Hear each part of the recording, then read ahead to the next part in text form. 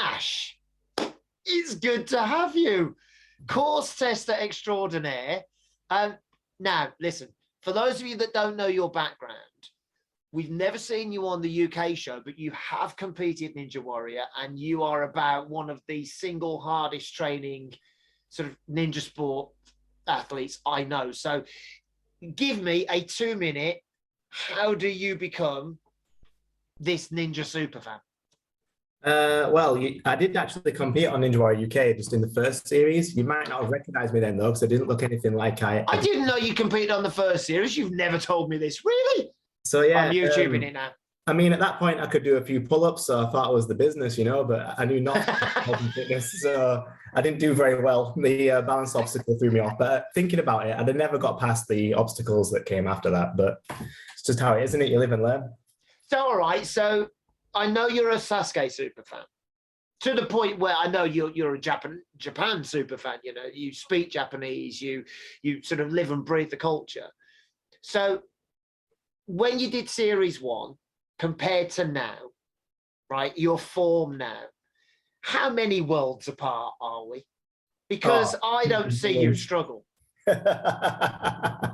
Yeah, it's miles and miles apart. Like I say, I thought I knew lots about health and fitness, but I'd only recently started training. I used to be 120 kilograms, so I was wider than I am tall. Now, I'm now 73 kilograms, to put that in perspective. So it's a big difference to what I used to be. So I think when I competed for Ninja Warrior UK 1, I was 93 kilograms. So I'd lost a lot of weight, but I was still quite stocky. Yeah. Like I say, I didn't know very much about training. But now it's got to the point where I can one-arm pull up. I can one-arm pull up with added weight. I can do all sorts of crazy stuff that I'd never would have dreamed of before. And it's all just being progressional.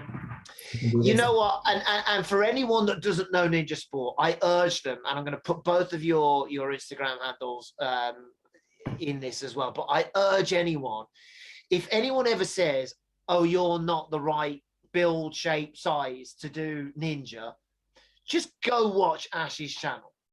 Just please spend 5 or 10 minutes watching his channel, and then ignore anything that anyone says about you have to be a certain build, you have to be skinny, you have to be tall, you have to be anything. Because I've watched you. You put out an amazing video, I think it was this year, where it was literally people say I shouldn't be able to run, climb, jump, swing, and there you are defying, including the one-arm pull-ups.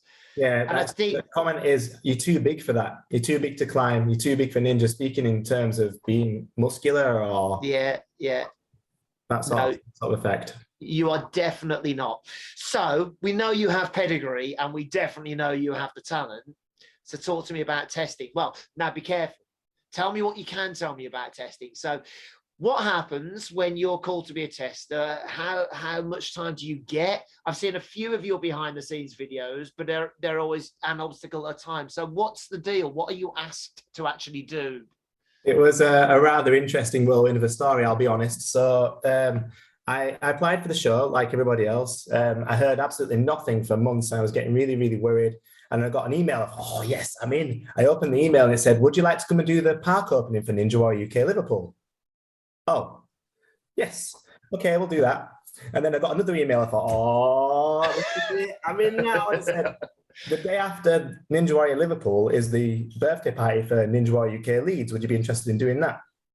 Oh, okay. Because you know me, I'm a massive fan of help whenever and wherever possible. So time goes by, no word from Ninja Warrior UK. I'd go to Liverpool. I was training for somewhere between 6 and 8 hours there, doing the whole park openings. You've been there, Monty, Yeah. And you don't take it easy either.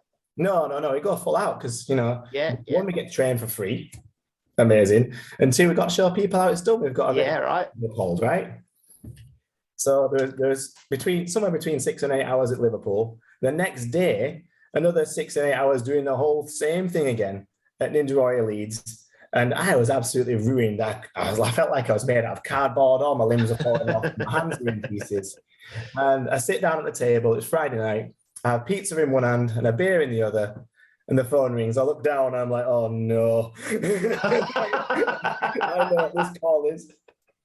So I answer the phone and the lady's like, "Oh, I'm from Ninja Warrior UK," and I'm like, "God, no!" And I put the pizza down, and she goes, "Would you like to come and course test?" Oh, and I'm like, "Don't say tomorrow, don't say tomorrow, don't say tomorrow." Sunday, yes, yes, I will be there Sunday. Oh my! So was that the Sunday before the show's filmed on Monday? Where are you in the timeline of recording? Liverpool Thursday, Leeds Friday, the phone call that Friday evening, and then course testing the Sunday. So I missed the first heat, which was the double squirrel to ring chaser. Okay, right. Home, trying all the best rest, ice, compression, recovery things that I could possibly do to try and make myself recover fast enough for the Sunday, because I was ruined. Yeah, I was absolutely ruined. So yeah, even though I was only testing, I wasn't particularly doing the course. I wanted to be in a good condition because, one, they say there's no pressure, but all the head producers are watching only you, so there is pressure. Yeah. And two, I'm wearing this logo all the time, so I want to make sure that carrying the name forward, the brand of Ninja Sport forward. Yeah. We can do what we say we do, and Yeah. put our name out there.